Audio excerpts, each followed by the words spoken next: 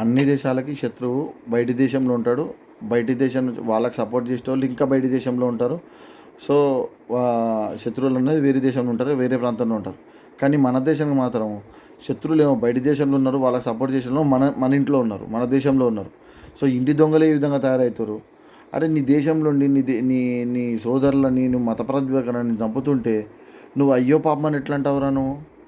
మన మీద దాడి చేస్తారు, మన మీద దాడి చేసి మన మన వాళ్ళని, మన సోదరులని, మన చెల్లెళ్ళని, మన అక్కల్ని, మన మన వాళ్ళని, మన దేశస్తులను చంపుతుంటే అయ్యో పాపం వాళ్ళ మీద దాడి చేయొద్దని శాంతి వచనాలు చెప్తారు. మీకు అంత శాంతి వచనాలు చెప్పాలనంటే పోండి, పాకిస్తాన్ పోతారో, ఆఫ్ఘనిస్తాన్ వస్తారో, బంగ్లాదేశ్ పోతారో, ఏ దేశానికి పోతారో పోండి, వాళ్ళకి చెప్పుండి. వాళ్ళకు మీ శాంతి వచనాలు చెప్పి వాళ్ళని మంచి వాళ్ళుగా మార్చండి. సో అప్పుడు ఒప్పుకుంటాం మీరు చెప్పే గొప్ప వాక్యాలు, మీరు చెప్పేవి గొప్పవని. Please anti Indians go away India. So ఇండియాలో ఉండి మన సైనికుల ఆత్మస్థైర్యాన్ని మాత్రం దెబ్బతీయొద్దని నా ఒక్క మనవి. ప్లీజ్ గైస్, మీరు ఇలాంటి చేయకండి. మన సైనికుల ఆత్మస్థైర్యాన్ని మాత్రం దెబ్బ కొట్టకండి.